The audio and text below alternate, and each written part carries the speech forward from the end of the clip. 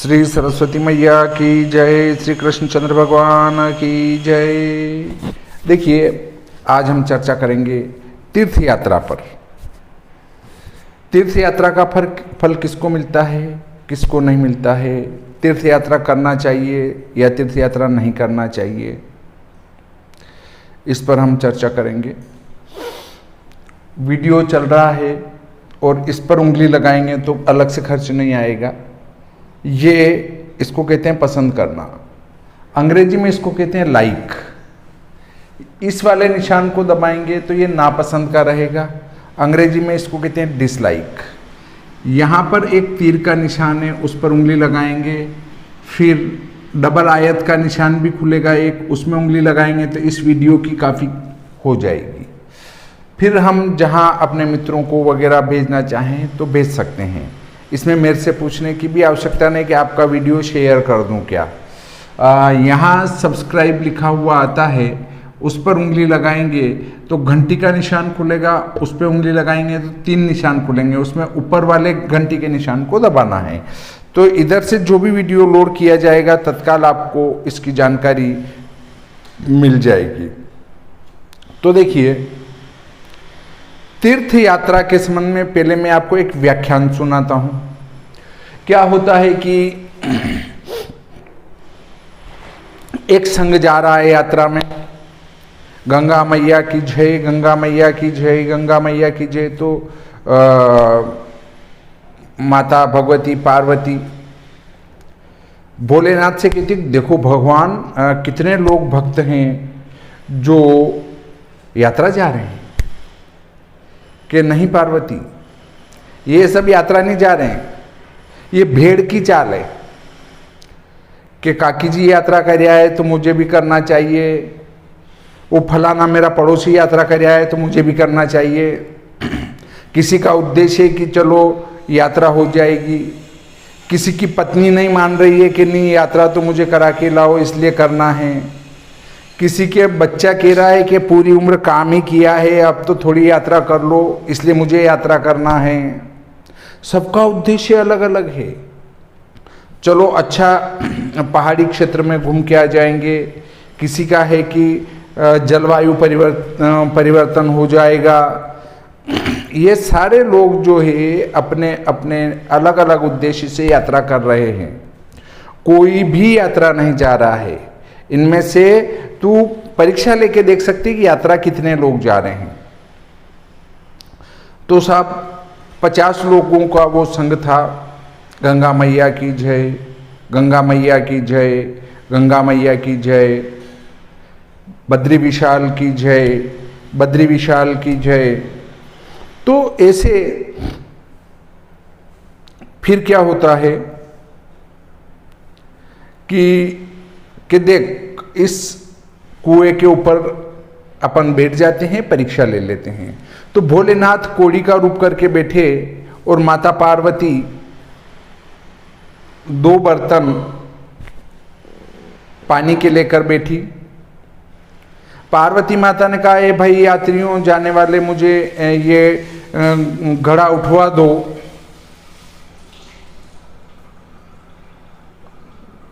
मेरे से उठा नहीं जा रहा है। हाँ, परंतु बात एक है कि मन साफ रख के ये उठवाना, नहीं तो मेरे पति की कोड़ी तुमको लग जाएगी। तो सबने कहा हमें तो ऐसा कोड़ी नहीं होना है, हमारा तो मन अशुद्ध हो गया तो हम कोड़ी होके क्यों जाए। ऐसे कहते कहते सारा संग निकल गया।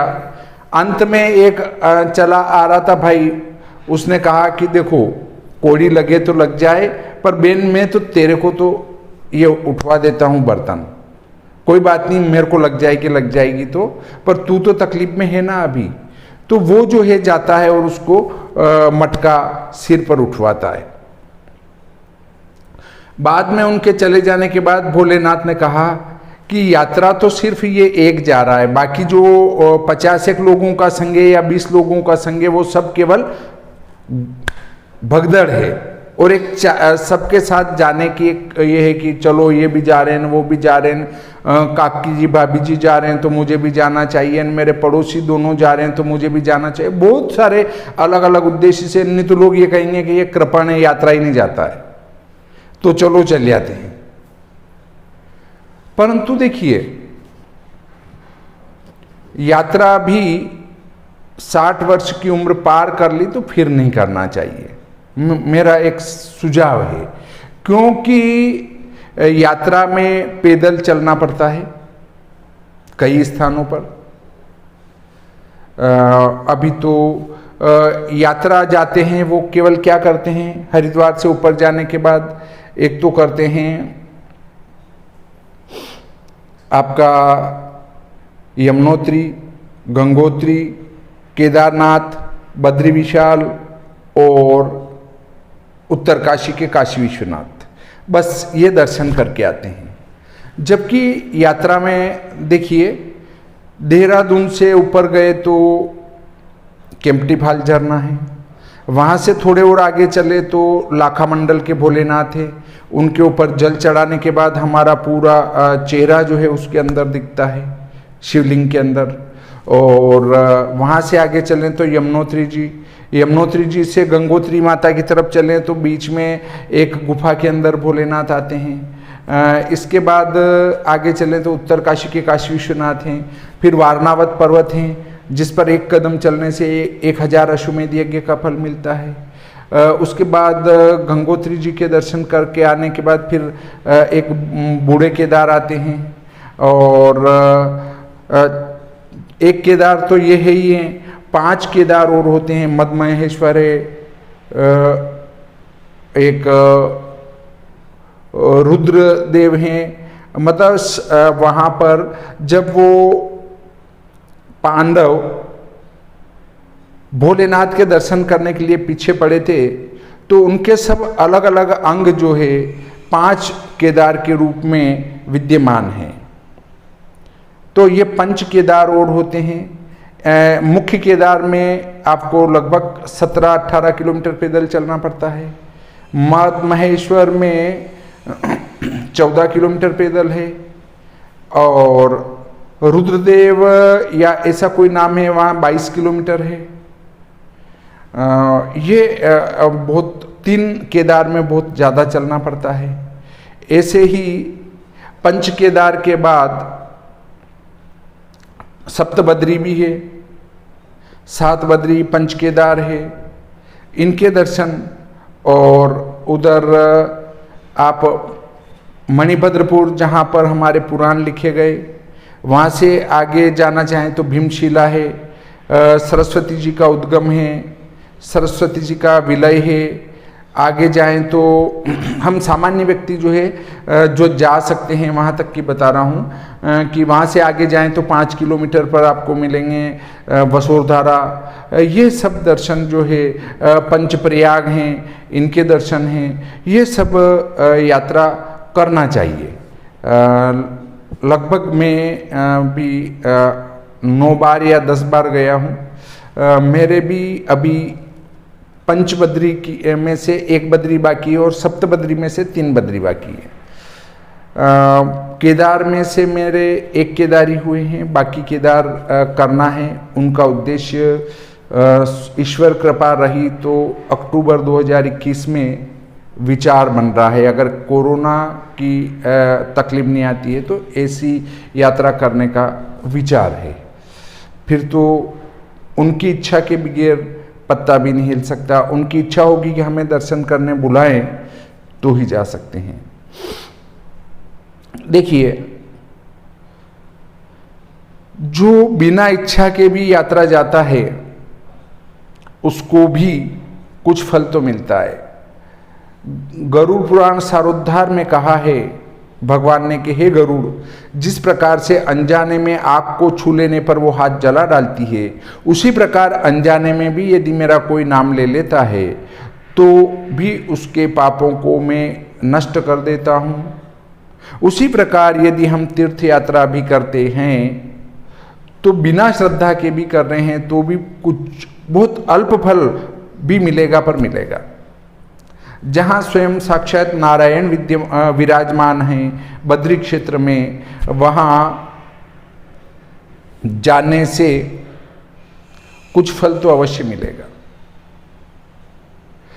बद्री कहने से भी आप पाप से मुक्त हो जाते हैं, पाप रहित हो जाते हैं। तो फिर जहाँ बद्री स्वयं विराजमान है उनके दर्शन कर लें तो कौन पाप से मुक्त नहीं होगा। जीवन में कोई सी भी यात्रा मत करो, परंतु एक बार बद्री अवश्य कर लेना चाहिए।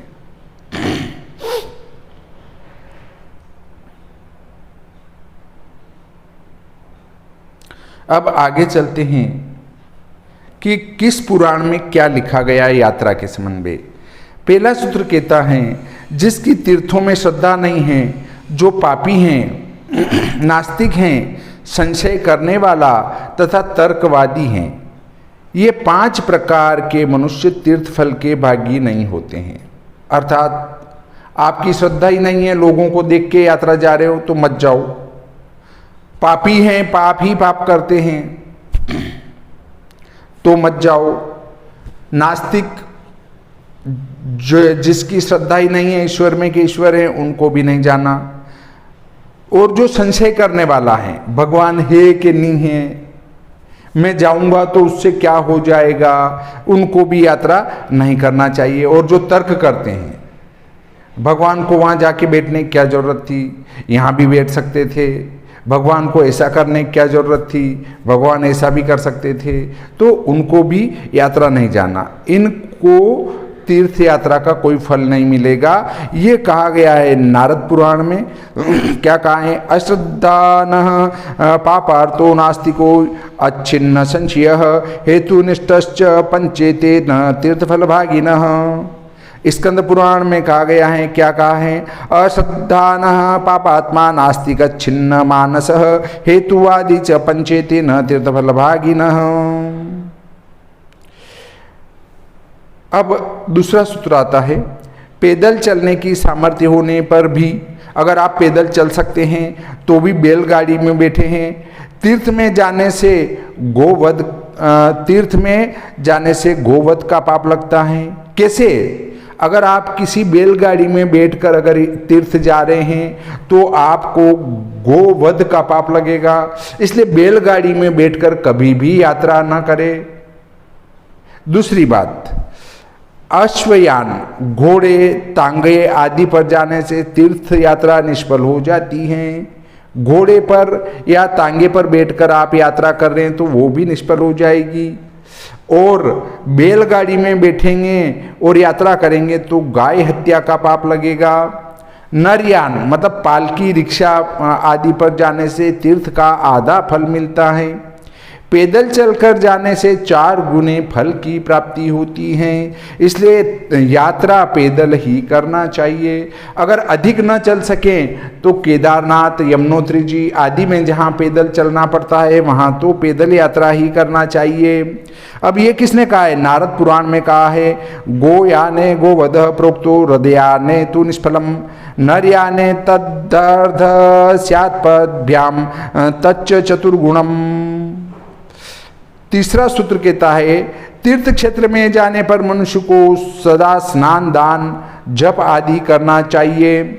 अगर यात्रा गए हैं तो आपको वहाँ स्नान भी करना चाहिए, दान भी करना चाहिए, जप भी करना चाहिए, अन्यथा वह रोग, दरिद्रता, मुक्ता आदि दोषों का भागी होता है। ये किसने कहा है? शिव पुराण में कहा है, तीर्थे क्षेत्रे सदा कार्यम स्नान दान जपादिकम अन्यथा रोग दारिद्र्य मुक्त्वाद्याप्नुयान् नरः। चौथा सूत्र है, अन्य जगह किया हुआ पाप तीर्थ में जाने से नष्ट हो जाता है, पर तीर्थ में किया हुआ पाप वज्रलेप हो जाता है।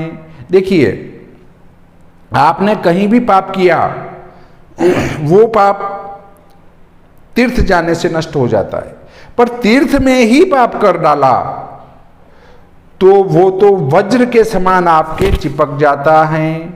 उस पाप का कोई प्रायश्चित नहीं है। इसलिए तीर्थ यात्रा जाओ तो वहां जाकर पाप कर्म मत करो, नहीं तो फिर भोलेनाथ जो है वो एक ही बार में सुपड़ा साफ कर देते हैं। देखा होगा आपने केदारनाथ में कि वहाँ पर विभिन्न प्रकार के जो है भ्रमण दल आने लग गए थे। शादी हुई और नया जोड़ा है, वो उधर ठंडा एरिया है तो वहाँ घूमने जा रहे हैं। भाइयों, वो घूमने जाने का स्थान नहीं है। हाँ, वहाँ पर भोलेनाथ की शरण में जाओ, बद्री विशाल की शरण में जाओ, गंगा मैया की शरण में जाओ, यमुना मैया की शरण में जाओ, तो आपको अच्छे फल की प्राप्ति होगी। अब देखिए, ये जो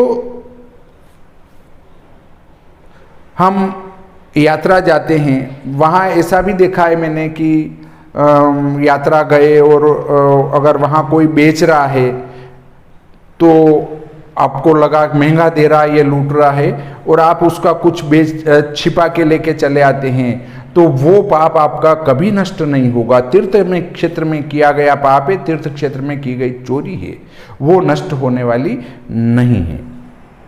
देखिए,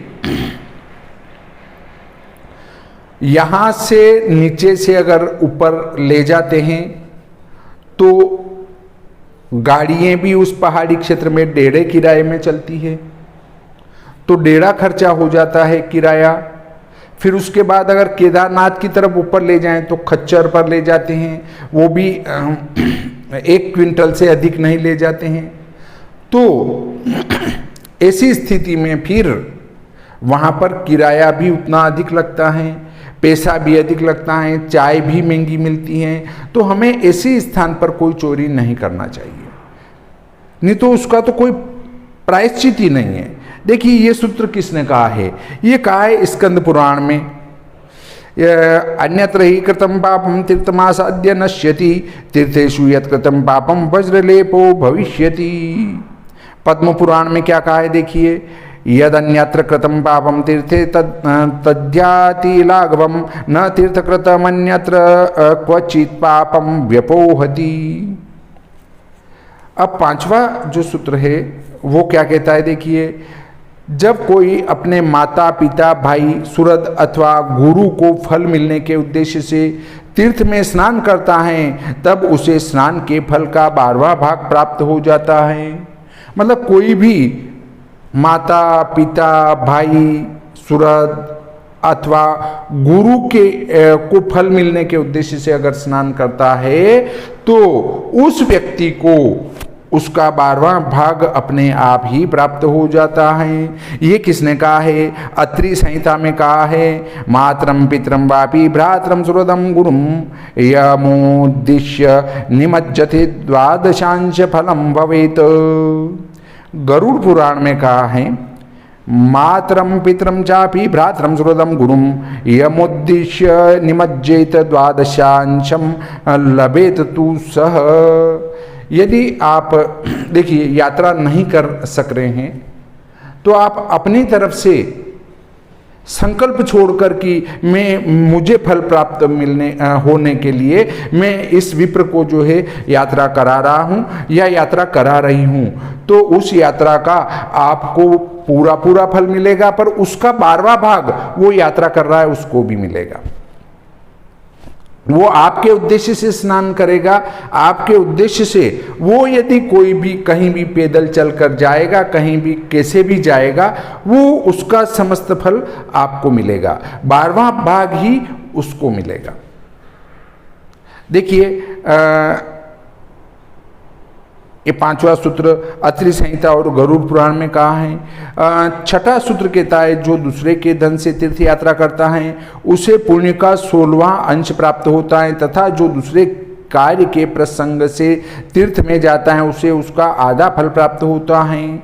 6ठा सूत्र नारद पुराण में कहा है, षोडशांशम स लभते यह परार्थे न गच्छति, अर्ध तीर्थ फलम तस्य यह प्रसंगे न गच्छति। देखिए, ऊपर जो 12वां भाग मिलना कहा था और वहाँ यहाँ 16वां भाग है। स्नान का 12वां भाग फल मिलेगा, और यदि वो किसी दूसरे के धन से यात्रा करता है तो उसको 16वां भाग प्राप्त होगा, 12वां नहीं। ऊपर में कह रहा था, उसको पढ़ के कहा था मैंने, वो केवल स्नान के लिए है।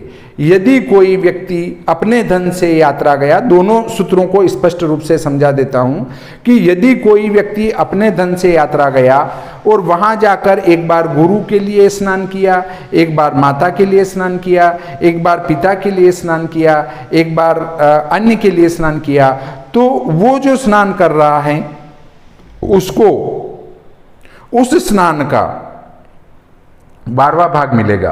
परंतु यदि आप संकल्प छोड़कर किसी को यात्रा करा रहे हैं तो उस यात्रा का 16वां भाग उस यात्रा करने वाले को मिलेगा और बाकी उसके 15 भाग आपको फल मिलेंगे। इसलिए यदि अपन नहीं चल सकते हैं, कुछ नहीं कर सकते हैं, तो दूसरे को भी यात्रा करवा सकते हैं और वो उसका 15 भाग तो आपको मिलेगा और 16वां भाग यात्रा करने वाले को मिलेगा। अगर यात्रा करने वाला दूसरे के धन से यात्रा करता है तो उसको कोई फल नहीं मिलना है, क्योंकि कुल 16 भाग है और 16 में से एक भाग उसको फल मिलेगा और बाकी 15 भाग का फल जो है सीधा सीधा जो यात्रा करा रहा है पैसे देकर उसको मिलेगा। इसलिए कभी भी यात्रा करें तो अपने धन से करें तो ही अपने को पूरा फल मिलेगा। दूसरे के धन से की गई यात्रा का 16वां भाग ही आपको फल प्राप्त होगा। पूरी यात्रा ही बहुत ही कम रह जाएगी, पर 16वां भाग भी अगर आपको मिलता है तो भी आप पुण्य के भागी तो होंगे होंगे। और जिसके उद्देश्य से जो यात्रा करा रहा है वो 15 भाग का फल प्राप्त करके यात्रा का लगभग 90 से ज़्यादा % फल का भागी हो जाता है। तो हम आज तीर्थ यात्रा का प्रकरण यहीं पर समाप्त करते हैं। तीर्थ यात्रा अवश्य करना चाहिए। मेरा एक सुझाव है कि आपकी यदि कहीं भी कोई श्रद्धा नहीं है तो भी सिर्फ एक बद्री विशाल अपने जीवन में कर लेना चाहिए। ये मेरा सुझाव है, न पुराण में लिखा है न कहीं लिखा है, क्योंकि जहाँ स्वयं नारायण विराजमान है वहाँ पर जाने से आप पाप से मुक्त हो जाएंगे। और यदि पाप नहीं किया है तो और भी पुण्य आपको अधिक प्राप्त हो जाएगा। इसलिए अपने जीवन में कहीं मत जाओ, सिर्फ एक बार बद्री तो कर ही लो, क्योंकि जो एक बार मुंह से भी बद्री के देता है तो वो सभी पापों से मुक्त हो जाता है। और जब वो उनकी शरण में ही चला जाए तो पाप से मुक्त क्यों नहीं होगा। तो ये प्रकरण यहीं समाप्त करते हैं। श्री सरस्वती मैया की जय, श्री कृष्णचंद्र भगवान की जय।